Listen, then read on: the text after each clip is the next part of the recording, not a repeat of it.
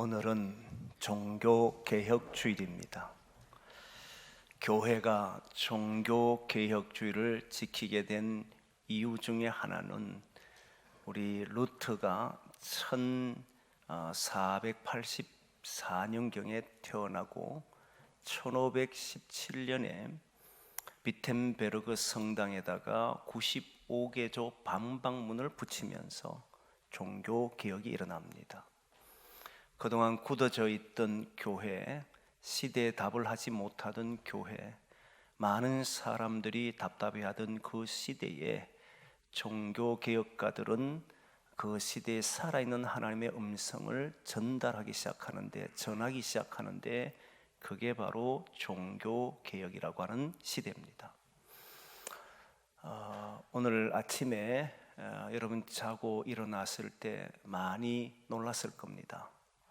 굉장히 저도 놀랐는데 서울의 헬로윈 축제라고 하는 것을 통해서 많은 인파들이 몰렸고 약 한 2년 반, 3년 가까이를 자유롭지 못하던 사람들이 또 사람을 만나는 것에서 이런 것들을 잘 해보지 않던 세대들이 헬로윈 축제라는 것 때문에 자유를 분출하기 시작했고 그리고 상업에 물든 기성세대들과 맞물려서 잘못된 이런 축제에 사람들이 몰렸고 거기에서 사람들이 서로가 넘어지고 해서 심정지 사태가 일어나서 지금 150명 이상 되는 사람들이 죽음을 맞이했고 대부분 20대 10대도 조금 있지만 대부분은 20대에 있다는 이야기를 듣고 사실 좀 충격을 받은 그런 상황입니다. 이러한 모습들을 보면서 이 사회가 참 많이 병들었구나 하는 생각을 가지는데 그들을 탓할 수만 없는 시간들이구나, 그런 시대구나. 그 중에는 믿는 사람들도 혹 있을 수 있고 우리의 믿음의 부모님들이 있다만 그 자녀들도 참여한 사람도 있을 수 있고 이런 걸 보면서 무조건 그들의 잘못을만 넘길 게 아니라 이 사회를 이렇게 만들어 갔던 우리 기성세대들의 문제고 특히 교회, 신앙의 어른들, 목회자들 다시 한 번 더 이 시대에 뭘 해야 하는지를 고민케 하는 그런 일들이 일어났다라고 생각합니다. 그게 종교개혁주일에 맞물려서 일어나서 참 마음이 너무 괴롭고 아픈 상황이죠. 이러한 때에 우리 교회는 다시 한 번 더 무엇을 해야 하는지, 어떻게 살아야 하는지, 이 시대의 교회가 역할이 뭔지 이런 고민들을 해보는 시간을 가져야 합니다. 특별히 오늘은 종교개혁 주일인데 저는 두 가지를 크게 나누어서 말씀을 드리려고 합니다. 하나는 교회사, 다시 말하면 기독 역사가 어떻게 흘러왔는가 하는 기독 교회사에 관련돼서 좀 딱딱하지만 한번 정리를 해보려고 해요. 그리고 뒷부분은 오늘 말씀을 가지고 오늘날 교회들이 어떻게 살아야 하는가 하는 부분들에 대해서 말씀을 드리려고 합니다. 사실 지금으로부터 약 한 25년, 30년 전에 시골에서 목회할 때 그때 제가 10년 정도를 지도했던 10년 목회를 했으니까 10년 정도를 지도했던 학생들이 학교에 가서 그 당시에는 호구 조사라는 게 있었습니다. 요즘은 들어보니까 하지 않는 걸로 알고 있는데 부모님이 학력이 어떻게 되냐, 또는 종교는 어떻게 되냐, 사는 형편은 상중하로 나누면 어떠냐, 이런 조사를 할 때가 있었잖아요. 그때 제가 지도했던 학생들 중에 하나가 그런 일들을 하고 난 뒤에 와서는 이런 이야기를 하는 거예요. 기독교인들을 손들어 보라 라고 하는 질문을 받았다는 겁니다. 그런데 자신은 손을 들지 않았다는 거예요. 제가 상당히 놀랐습니다. 그래도 제가 지도를 했는데 근 10년을 지도를 했는데 기독교인이라고 자신이 손을 들어 표시를 못한다. 너무 놀라서 왜 그랬냐라고 물었습니다. 그랬더니 이 친구가 하는 이야기가 사실은 손을 들고 싶었는데 근데 손을 들려고 주변을 봤대요. 주변에 있는 친구들이 평소에 자기도 잘 아는 친구들이고 다 친구니까 교회 다니는 친구도 그 반에 많이 있었다는 거예요. 근데 아무도 안 들더라는 거예요. 자기도 들 수가 없더라는 거예요. 제가 이렇게 물었습니다. 부끄럽더냐? 했더니 부끄럽더라는 거예요. 그게 25년 전, 대략 한 30년 가까이 됐을 때 이야기입니다. 지금은 오죽하겠습니까? 사회로부터 지탄과 비난을 받고 있는 게 교회인데 다시 한번 종교개혁주의를 맞이해서 과연 이런 부끄러운 교회가 아니라 우리는 사람들 앞에 섰을 때 나는 예수 그리스도를 믿습니다. 나는 하나님의 자녀입니다. 라고 하는 이 소리를 할 수 있는 교회가 될 수는 없을까? 그런 게 오늘 고민인 거예요. 그래서 교회 살을 한번 쭉 살펴보려고 합니다. 조금 딱딱하고 지루할 수 있습니다. 교회 역사는 교회 역사는 고대와 그리고 중세 그리고 근대 이렇게 나눕니다. 근데 중세를 어디서부터 나누냐면 590년에서 1517년까지를 중세로 봅니다. 590년 이전을 고대라고 봐요. 근데 590년 이전에는 치열했습니다. 예수 그리스도가 누구신가? 이런 것들로 인해서 치열하게 논쟁을 하고 변정을, 기독교가 살아야 하니까 변정을 하고 박해 속에서도 예수 그리스도를 드러내려고 그렇게 했던 시기가 590년이에요. 물론 그 전에부터 약간의 조짐들이 납니다. 그레고리 1세가 로마의 교황이 됩니다. 교황이 되고 난 이후에 그때부터 어떤 일을 주로 하냐면 교회의 권위를 강조하기 시작했습니다. 예수 그리스도가 누구신가? 우리는 왜 예수를 믿어야 되는가? 따르는가? 이런 것이 아니고 교회의 절대 권위를 강조하다 보니까 그 안에 살아있는 주님의 음성을 들려주지를 못합니다. 그게 중세, 시간이 지나면 지날수록 타락하잖아요. 사람이 자신이 살아가야 하는 내용, 그게 사라지고 나면 주변 환경들만 주어지면 사람은 부패합니다. 그래 부패하기 시작했어요. 그때 1517년 루트가 조금 전에 얘기했던 것처럼 비텐베르그 성당에다가 95개 조의 반박문을 붙이면서 다시 살아있는 하나님의 음성을 들려주기 시작합니다. 대략 1000년 가까이가 중세를 지나고 드디어 종교개혁 시대가 열렸습니다. 1517년부터 시작해서 종교개혁 시대가 어디까지를 보느냐면 1564년까지 봅니다.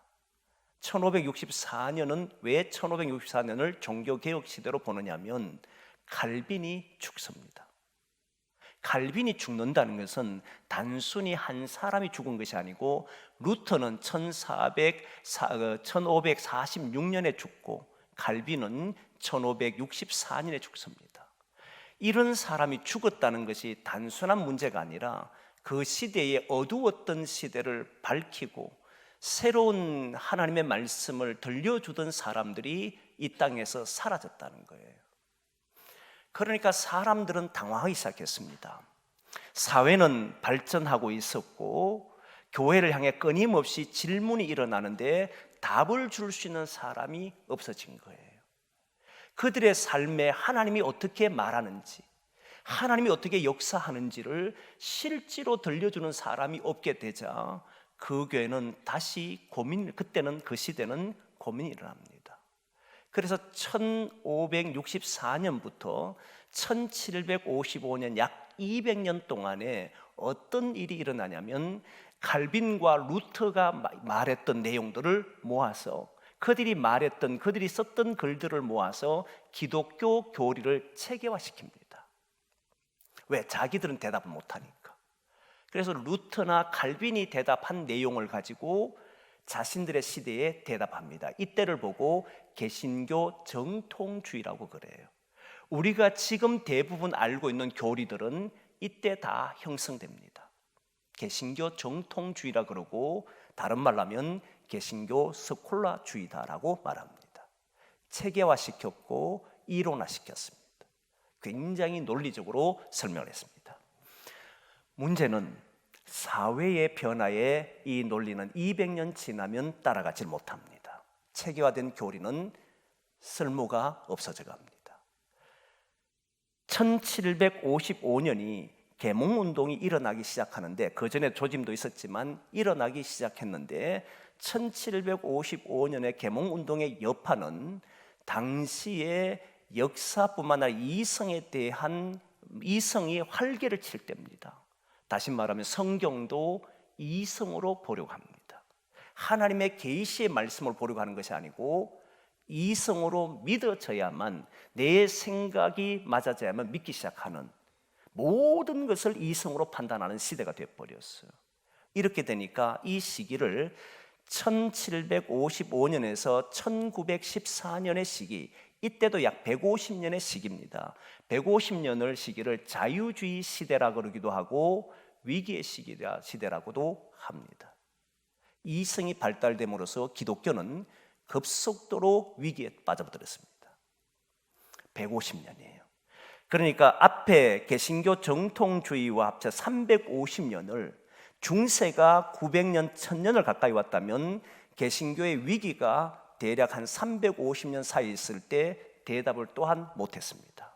그러다가 1914년에 세계전쟁 1차 대전이 발발되고, 1차 대전이 일어났을 때 수많은 사람, 무고한 생명이 죽는 걸 보고서는 자유주의 신학이 여기에 동조를 했다는 사실을 알고 카를 바르트를 비롯하여 다시 새로운 개혁가들이 일어났는데, 이들이 아니오라고 하면서 다시 교회를 새롭게 만들었습니다. 그 시대를 우리는 신정통주의 시대다, 자유주의 신학을 이긴 시대라고 보는 거예요. 그게 1914년에서 1960년까지로 봅니다. 1960년까지를 신정통주의라고 그래요. 이때 우리나라 사람들 중에 미국에 가서 공부했던 많은 목사님들이, 미국은 청교도 신학을 가지고 있었기 때문에 유럽에서 자유주의를 이긴 신학을 몰랐습니다. 모르다 보니까 개혁 정신을 가지고 자유주의에 대항해서 다시 계시의 신학을 말했던 이들의 신학을 모르고 이들의 신학을 접하게 되니까 새로운 신학이다라고 해서 우리나라에 소개할 때 신신학으로 소개했습니다. 신신학으로 소개해서 카를 바르트를 비롯한 당시에 새로운 돌파를 했던 사람들을 신자유주의라고 해서 오히려 이단으로 치부했던 적도 있었습니다. 그렇게 살았어요. 그러다가 1960년대 이후부터 지금까지는 역사학뿐만 아니라 철학, 다양한 종교학, 그리고 논리학 학문들이 엄청나게 발전합니다. 과학 말할 것 없이 발전하니까 진리가, 이쪽 저쪽에서 진리가 막 일어나기 시작하는데 상대주의가 일어납니다. 종교다원주의가 일어났고, 그리고 역사학이 발전되니까 성경 자체도, 전에는 19세기, 18세기 때는 성경을 이성으로 보려고 했다면 이제는 1960년 이후부터는 이 성경책을 역사적 산물, 다시 말하면 하나의 역사의 산물로 봤던 거예요. 하나님이 주신 말씀으로 보는 게 아니고 인간이 기록한 역사의 산물로 보기 시작했습니다. 그래서 고고학도 발전되기 시작하고, 그렇게 되었을 때 이 성경의 권위는 바닥을 치기 시작했습니다. 성경의 권위가 땅에 떨어져 버렸어요. 모든 기독인들이 절대적 기준을 가졌던 이 성경을 통하여서 우리의 삶을 판단했던 그 시대는 끝이 나고, 이제 역사적 산물로서 다른 모든 곳에서도 진리를 부르짖기 시작하고, 그래서 많은 사람들은 혼란에 빠지기 시작합니다. 이 시기를 보고 혼돈과 실험의 시대다라고 말하고 있습니다. 지금 우리가 놓인 시대가 이 시대입니다. 사람들은 헷갈려 합니다. 성경의 말씀대로 사는 것이 옳은지, 세상에서 가르쳐준 방법대로 사는 것이 맞는지, 어느 것이 맞는지를 헷갈려하고 더군다나 드디어 교회에서 가르친 진리를 무시합니다. 비판합니다. 비난하고 조롱합니다. 많은 젊은 세대들이 지금 교회에서 말하는 성경의 이야기를 믿지를 않습니다. 이게 바로 우리에게 새로 주어진 숙제입니다. 그래서 종교개혁가들이 가졌던 그 정신을 우리는 가져야 합니다. 그들이 말했던 것을 가지는 것이 아니고 그들이 무엇을 하려고 했는가 했을 때 그들은 그들의 시대에서 살아계신 하나님을 자기들의 삶을 통하여서 매개해냈습니다. 하나님이 살아계십니다. 이렇게 해서 살아있다는 것을 실제 드러내 보였던 사람들이 바로 종교개혁가들이고 우리는 그들의 후손들입니다. 그래서 우리는 이 시대에 혼돈과 시름 속에 살아가는 시대지만 여전히 하나님의 말씀은 진리고 성경은 절대적 권위를 갖고 있습니다. 이것을 이 세상에 보일 수 있는 사람들이 저와 여러분들이 되어야 합니다. 다시 시대를 바라보고 모든 곳에 진리가 있다는 것이 아니라 모든 곳에는 각자 학문의 진리는 있지만 인간을 구원하는 진리는 오직 예수 그리스도, 오직 하나님 말씀이라는 것에 찾아낼 수 있어야만 다시 교회는 이 땅에 희망을 줄 수 있을 겁니다. 그런 교회가 저와 여러분들이 교회가 되기를 소망합니다. 이제 오늘 본문을 통해서 이 종교개혁 505주년이 되는 이 종교개혁 주일에 나눌 말씀은 지금까지 성령이 어떻게 역사하셨는가라고 하는 측면에 보았고 오늘 그런 측면과 함께 우리가 이러한 시대 살아온 우리에게 성령께서 하나님께서 하시는 말씀이 무엇인가를 들어보려고 하는 겁니다. 오늘 본문에 보면 말씀 가운데 우리를 성령께서 정언하신다라고 하는 말씀이 나옵니다. 성령께서 우리를 정언해 주신다는 거예요. 뭘 정언해 주시느냐 했더니 우리가 하나님의 자녀인 것을 정언하신다 이렇게 나왔습니다. 성령 하나님이 우리를 정언해 주시는데 너는 누구냐 하면 너는 하나님의 자녀라고 정언한다는 거예요. 보통 정언은 법정에서 하는 말이잖아요. 근데 지금 이 정언은 어디에 사느냐면 하나님의 법정에 사는 것이 아니라 세상에서 우리를 하나님의 자녀라고 정언해 주신다는 거예요. 성령께서 우리로 하여금 사람들 앞에, 세상 앞에 저 사람은 내 사람이야, 하나님의 자녀야, 하나님의 사람이야 이렇게 정언하신다라고 하는 말입니다. 이 말씀의 위력이 얼마나 큰지 여러분 아십니까? 여러분 우리는요 사실 세상 사람들과 다르지 않습니다. 오늘 이 자리에 와서 구별되다 거룩하다라고 하지만 그들처럼 문제가 일어나면 불안해합니다. 두려워질 수밖에 없습니다. 약한 존재입니다. 이야기를 들을 때 그거 듣고 나면 마음이 상할 때도 있습니다. 여러 가지 많은 문제 앞에 놓이면 쓰러지기도 합니다. 일어서지 못할 만큼 연약한 모습도 보이기도 합니다. 허무 속에 빠지기도 합니다. 이것이 바로 우리들이 겪고 있는 우리가 살아가는 인간의 모습이에요. 그거는 예수님을 믿든 믿지 않든 모든 인간에게 주어진 삶이에요. 그런데 여러분 그 속에서 이런 이야기를 들어보셨잖아요. 저 사람이 진짜 예수 믿는 사람 맞아? 이 말은 조롱하는 말입니다. 정말 저 사람이 예수 믿는 사람 맞네 하는 것이 아니고 저런 교회 예수 믿는 교회 맞아? 예수 따른 교회 맞아? 라고 이렇게 세상 사람이 조롱할 때 네가 교회 다닌단 말이야? 이런 말을 들을 때도 성령께서는 우리로 하여금 너는 하나님의 자녀다라고 선포하신다는 거예요. 교회가요 문제가 많아도 성도들이 많은 문제를 안고 있어도 성령 하나님은 지금도 우리에게 많은 사람들 앞에 너는 하나님의 아들이다, 하나님의 딸이다, 하나님의 자녀라고 말씀한다는 거예요. 이게 보증한다는 것이고 인정한다는 겁니다. 여러분 최근에도 저도 누군가가 어떤 교회 이력서를 낼 때 추천서를 써달라고 합디다. 그래서 제가 추천서 줬어요.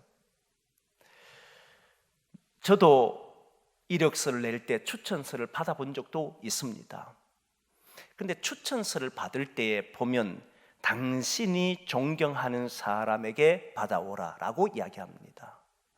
근데 그 사람이 그 분야의 전문가고 최고의 위대한 사람이라고 하면 그 사람에게 추천을 받는다면 그 사람이 가지고 있는 자긍심이, 자존감이 얼마나 대단하겠습니까? 수많은 사람이 따르지 않겠어요. 적어도 누군가에게 추천받았을 때 존경하는 인물이 나만이 아니라 대중적인 많은 사람의 존경받는 사람이라고 한다면, 그에게 내가 추천받을 수 있다면 그 사람이 인정했다는 말이잖아요. 그가 인정한 사람이라고 하는 이 말은 그가 살아가는 삶에 얼마나 힘이 되겠습니까? 그 많은 사람들이 있는데 나를 인정하신다. 추천할 때요, 아무나 추천할 수는 없지 않습니까? 추천할 때 보면 그 사람의 신뢰성을 바탕을 둬야 되고 확실하게 해줘야 됩니다. 그거잖아요. 그런데 한국 사람들이 추천하면, 외국의 추천서를 가져가면 잘 안 믿는다고 이야기를 해요. 그냥 참고만 한다는 겁니다. 이유는 뭐냐면 한국 사회는 정으로 모여진 사회지 않습니까? 그러다 보니까 사람 관계를 훨씬 더 중요하게 여기는 거예요. 사실관계보다는 사람 관계가 훨씬 더 중요하기 때문에 때로는 꾸미기도 하고 때로는 과장도 하는 것이 많다는 거예요. 그래서 참고는 하는데 합격 여부에는 그렇게 큰 영향을 주지를 않습니다. 그러나 외국에서 사람들이 추천서 쓸 때는 이 추천서는 합격 여부에도 중요한 영향을 미친다는 거예요. 신뢰를 바탕으로 하고 있기 때문에, 신뢰를 가지고 있기 때문에, 정확한 기록들을 하기 때문에 이게 합격 여부에도 나타나는 일들이 추천서라는 거예요. 그런데 그 사회에서 가장 뛰어난 사람이 나를 추천했다면 이 사람은 그 사람에게 인정받았다는 거 아닙니까? 그 사람의 보증을 받았다는 거잖아요. 그런 사람이라고 하면 아무나 추천할 수 없기 때문에 그 사람에게 보증받고 인정받았다는 것은 이 사람의 삶에는 대단한 자긍심이 생길 수밖에 없습니다. 그런데 여러분, 오늘 본문을 보십시오. 성령 하나님이 우리를 추천한 거예요. 세상 사람들에게, 이 어두운 땅에게 성령 하나님께서 우리를 보정하시는, 정언하신다고 하잖아요. 이 사람은 하나님의 사람이라고, 이 사람은 하나님의 자녀라고 성령께서 정언하신다, 이 말이지 않습니까? 하나님의 추천을 받고 하나님의 인정을 받은 사람이 저와 여러분이라는 거예요. 이걸 기억하시란 말이에요.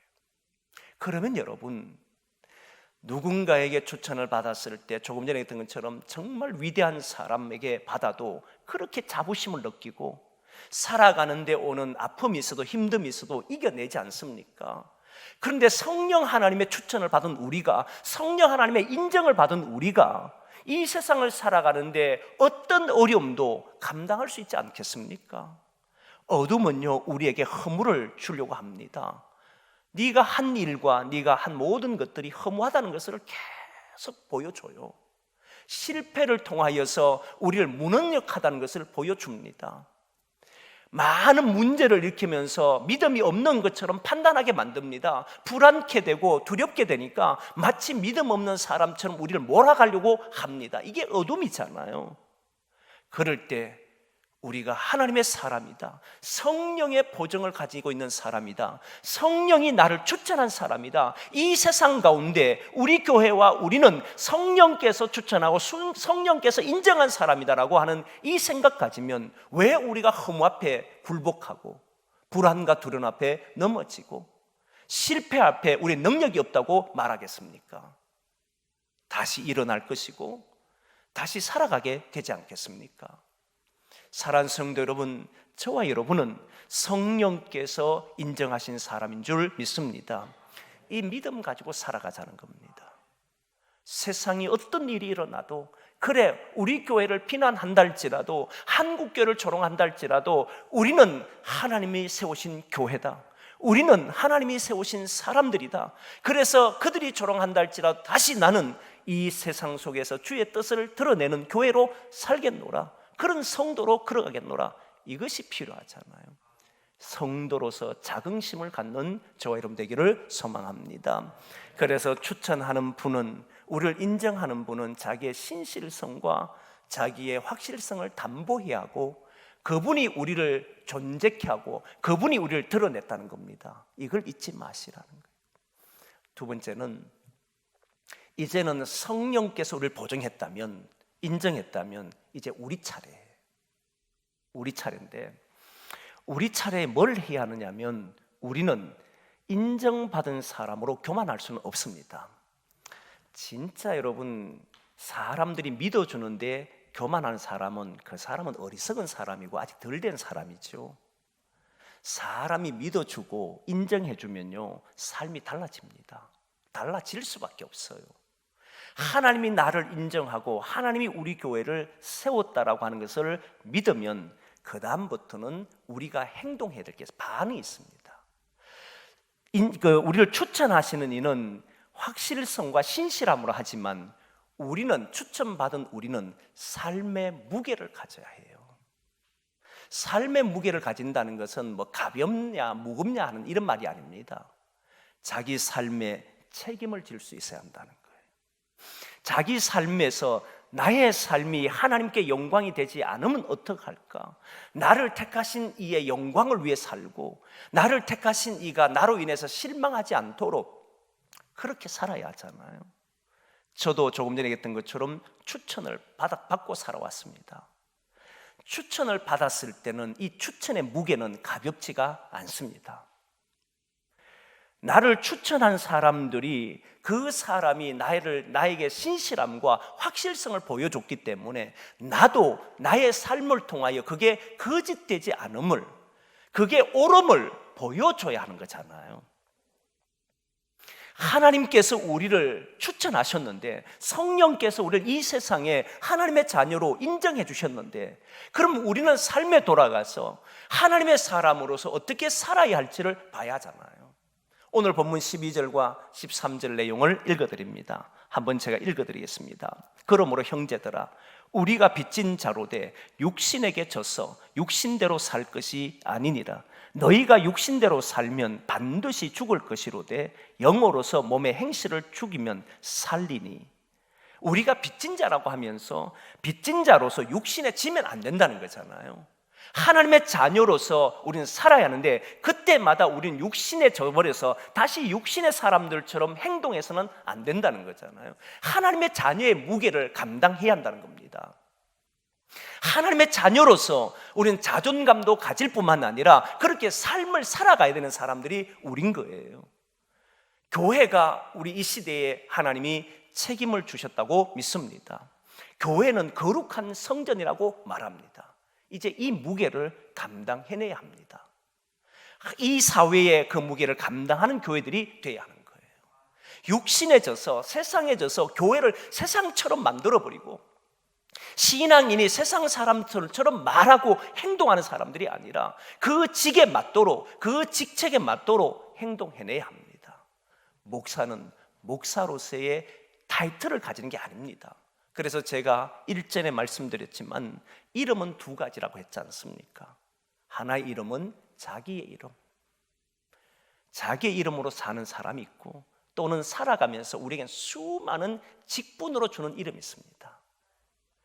자기의 이름은 자기와 관련된 것뿐이고, 직분으로 준 이름들은 아버지, 어머니, 부모, 자식, 그리고 교회 같은 목사, 직분자들, 다 직으로 이름이 우리에게 옵니다. 그때부터는 하나님이 주신 거룩한 직인 줄 알고, 거룩한 이름인 줄 알고 그 직에 맞는 역할을 해야 하는 거예요.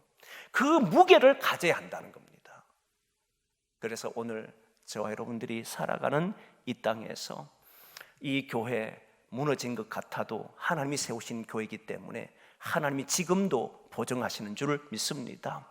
우리도 타락한 것처럼 보이고 흠합해지는 것처럼 보여도 하나님은 우리를, 그래도 성령께서는 우리를 하나님의 자녀라고 인정하시는 줄 믿습니다. 세상에 우리를 추천했어요. 세상의 교회를 보냈습니다. 그러기에 이제 나가셔서 가정에서든 어디에서든지 하나님의 자녀답게 그 무게를 가지고 우리가 그 일을 감당함으로 하나님께 영광을 돌릴 수 있는 복된 사람으로 살아가기를 원합니다. 그래서 이 땅에 지금 어두워진 많은 일들이 우리를 통해서 점점 밝아지고 썩어져가는 것들이 멈추어지고 이제 새살들이 돋아날 수 있는 그런 곳으로 만들어가는 저와 여러분 되기를 소망합니다. 기도하겠습니다.